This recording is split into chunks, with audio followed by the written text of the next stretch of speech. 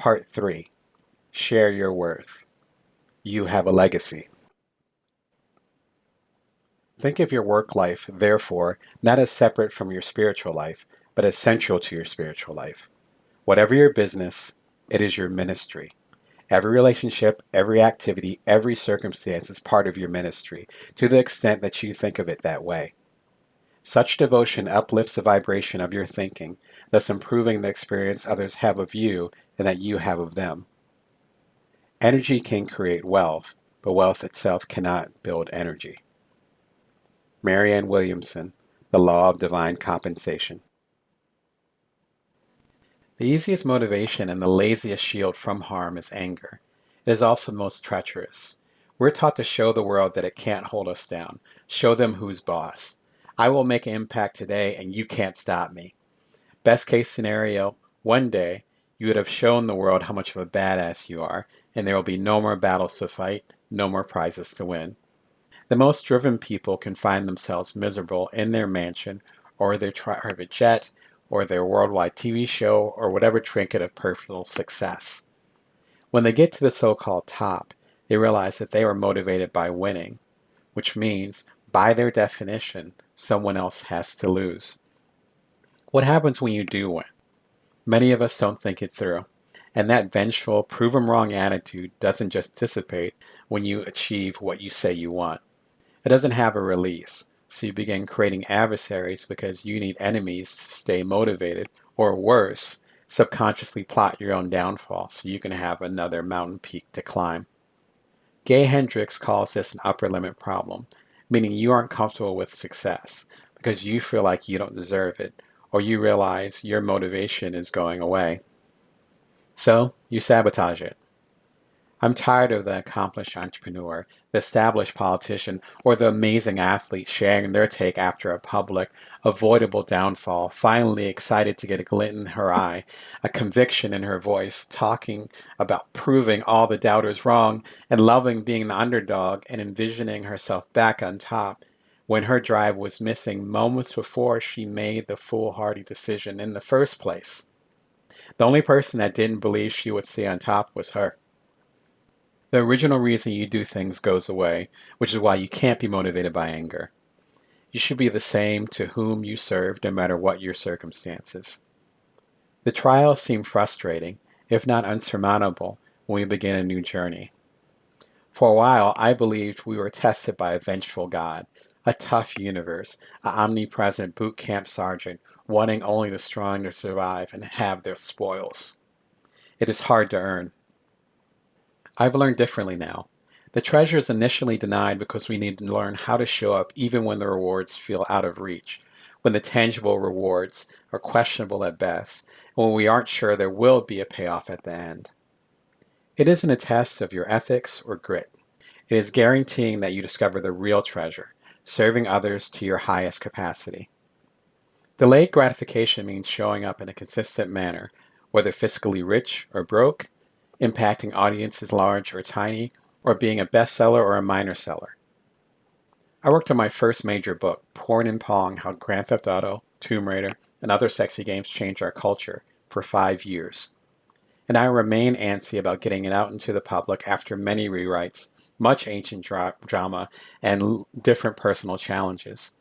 Until various veteran writers pulled me aside and said my reward wasn't getting it published. I was already experiencing my reward, creating my first manuscript outside of the scrutiny of the public. No one knew who I was, and no one cared.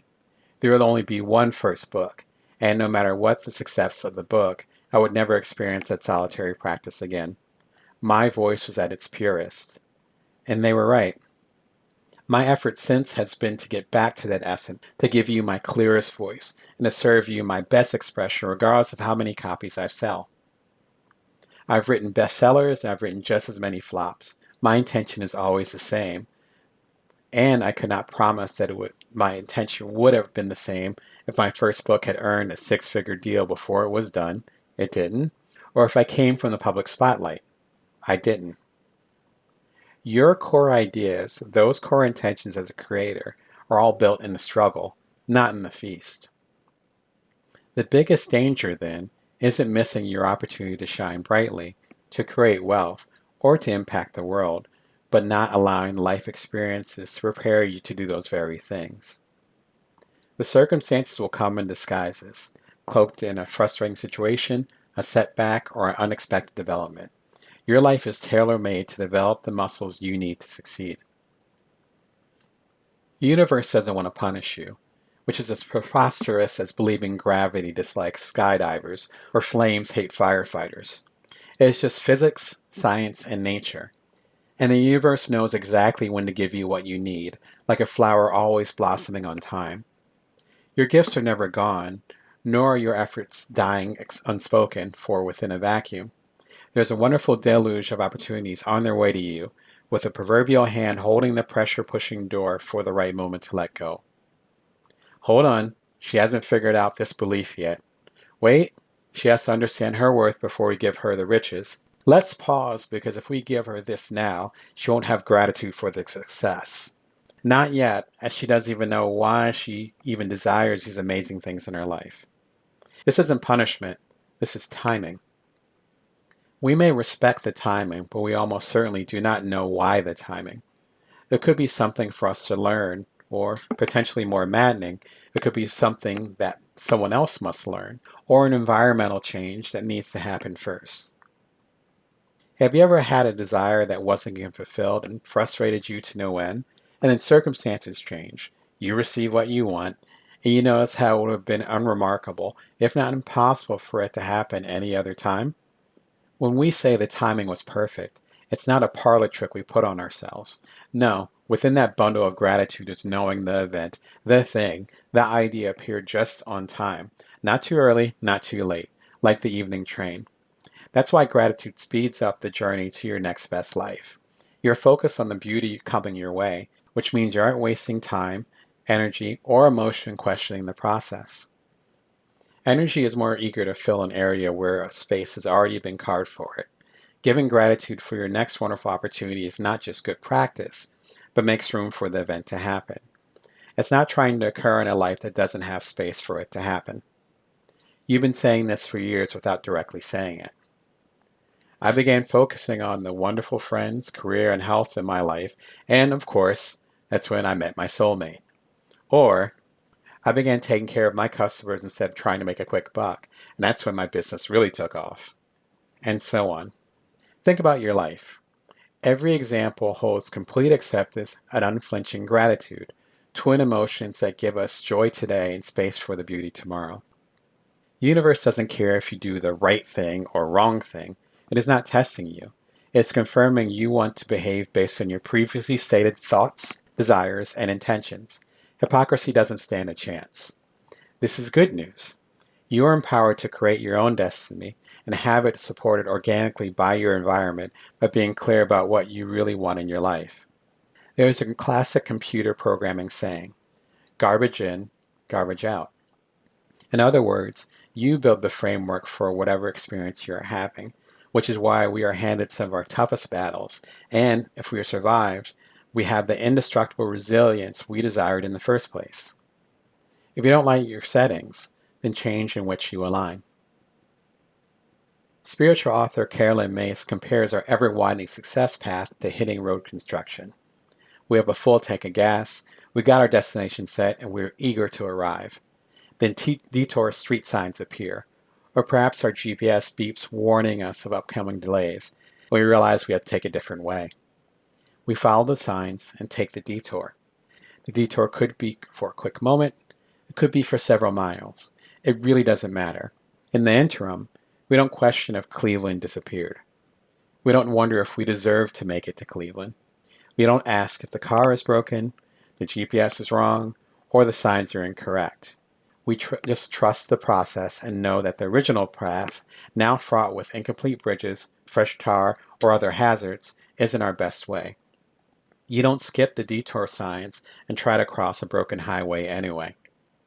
Questioning is the source of our grief as well as the source of our insight. The difference is in the questions we ask. Why isn't this happening yet? Or why are they successful and I'm not? Creates a different context than, why am I on this particular road? Or how can I make the world better from this viewpoint? We always choose how much we learn from our circumstances. The best approach to your goal of career prosperity is to act as if it isn't coming. That doesn't mean it isn't coming. It means if someone says they're going to come at 10:30 a.m., that you're not standing there at 10:29 a.m. with your hand on the doorknob. Trust. The mistrust doesn't come from not believing we will reach our destination. That is a misnomer. Our mistrust comes from not believing we deserve to reach the destination. Why should you have the power to influence millions of people? Why should you have enough money to live a comfortable life? The answer, of course, is another question. Why not? Legendary marketer Seth Godin talks about the origin of the word genius, which initially was used to describe your unique gift to the world, but about a century ago became a way to separate quote-unquote gifted people from the rest of us.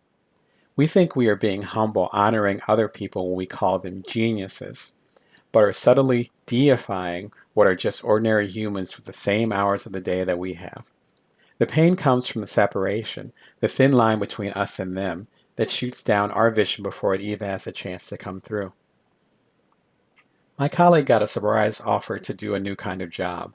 They already had a stable, long-term career with another, more traditional organization, and was fine with what it had delivered. They were still intrigued by the new opportunity. It was based on their hard-earned skill set, but still out of their comfort zone. It would be a risk. I recommended having a conversation with the agency the upcoming weekend, but warned that they would forever be changed by the experience.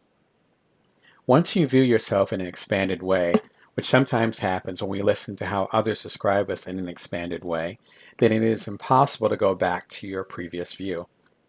It is a rubber band that cannot be unstretched. They had the conversation and decided against pursuing it. Walking into their current job on Monday morning, though, was like going into a totally new organization. They said it was like seeing the truth for the first time. Of course, the organization didn't change overnight. They did. More specifically, their own value of self raised because they heard and accepted that their worth was more than just this one opportunity at this one organization. You can be sure that the organization recognized their shift too and treated them with more respect because it knew that they knew how valuable they were and were more eager to make opportunities to show them how much they were valued within the organization itself. That's what happens when we see our true worth within the world. Everything seems new. It is like you found the cheat code, or in the climatic The Matrix scene where Neo sees everything for what it truly is underneath the intimidating surface. There is a system in place, and it reacts to how you show up. On better days, I can feel and almost see the exchange between you and I, between one and another, as we are contributing to the flow of life and responding to our declarations and fulfilling or not fulfilling our needs from moment to moment. We are all attached, like some complex, infinite game of cat's cradle, with you determining what kind of world you want to live in. When we believe that we have no impact, we do damage to our potential power, value, and service. As a longtime freelance writer, I connect with people who believe they are a mercenary, a hired gun that churns out hit after hit, and like a Ronin, silently takes his or her reward and moves on to the next proverbial village.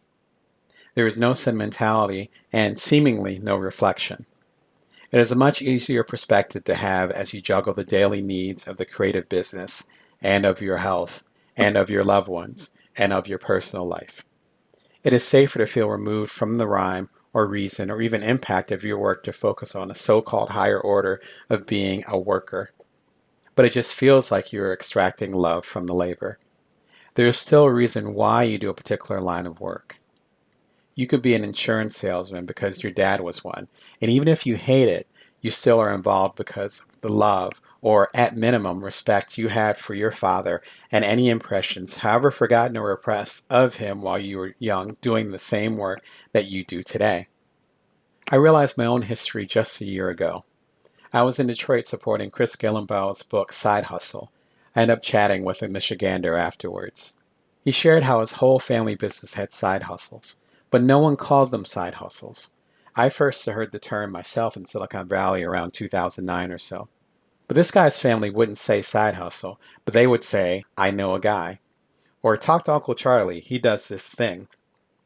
This thing, the guy said, ended up helping his family keep food on the table. It wasn't mafia talk or anything deep, but just relatives who were good at cars or could bake a really damn good cake, and so on. We laughed about how amazing it was and how perceptive it was of him to realize it. Driving home, I suddenly realized he and I were one and the same. My dad has been an independent cartoonist and publisher since I was a child. My favorite uncle has owned his popular tire shop for decades, along with doing a full-scale mobile carnival ride business during the summer. And my grandfather, on another branch of the family, owned a series of bars and tire shops from when he was in his 20s until his death in his 60s. His son, my pop that raised me, started his own mortgage business and did quite well until wrapping up after the 2008 housing market collapse. One random day, I remember coming home from school and seeing my pop beaming about a big check he received. He was proud, and he wanted me to be proud of him too, though as a teen I could only understand so much. I didn't know or couldn't conceive the work that went into that five-figure check, or that things were tight just a week before, or that he had may have thought about giving up on that very deal or on the business itself when things suddenly came together. But I understand now. Not one of my African American predecessors called themselves an entrepreneur. I don't recall ever hearing it come out of my family's mouth. Back then the word was still French, as in used primarily in France. And yet it planted seeds in me, watching each and every one struggle and beam and fight and declare themselves through action and persistence and vision, saying, I'm here to make my mark. These ideas, like me knowing what to charge the market for my services, or being able to negotiate based on some seemingly invisible service I provide, or even me knowing the value of what I bring to a world that isn't ready for it today, but will be ready for it tomorrow, I do not or cannot take full credit for that. I watched them, just like you watched others. But it was up to me to toil that soil. And that process began with even recognizing that the seeds are there. This is why you cheat yourself when you don't connect the dots. There is always a pattern. You may not even like the pattern, and that's okay, for you can change the pattern of your future. And no time, no matter how frustrating, is wasted time. And often, without that previous time, you would have come to this moment when you realize what you must do next. There is no one without the other. When did you start your path? When was the first time you were paid to do what you do to pay the bills? Start at the beginning. Dig out the contract, if you have it, and see how they describe you, and how you describe your services. Is it you? Is it still you? As I said in the Ultimate Bite-Size Entrepreneur, if you haven't created a new baseline for your market value, what you're worth, and how you serve in 5 years, then you're making decisions based on who you were 5 years ago. Picture my kindergarten child holding the same values as an infant, or your 30-year-old self making the same choices as your 25-year-old self. It is ridiculous at best. And yet we create these magnificent, epic careers doing our thing. We do not take the time to actually see why we're doing this thing, how we're being valued for doing this thing, and what we're contributing by continually doing this thing. Your monetary lack is a direct reflection of you not knowing the purpose. To put food on the table is a purpose, but that doesn't prevent you from spending 15 minutes a day on a side hustle you really care about, or watching a YouTube video that'll educate you on making your big idea a reality. But all that is unhelpful until you actually get still enough, you stop enough to value your life enough to reflect on what you really want. To paraphrase Pivot author Jenny Blake, you can have the joy and the money. I would add, though, you first have to know what brings you joy. These dots, from your family, from your childhood, from your career thus far, clue you on what brings you joy. There is a reason why you do the work that you do. Otherwise, you wouldn't be doing it. Poet Mark Nepo says that when we immerse ourselves into our craft, then, for that moment, we're connected to everyone else who has ever done it before. How honorable is that? You are not a struggling artist, but so in participating in the same actions, and perhaps facing the same feelings as Michelangelo and Picasso and O'Keeffe.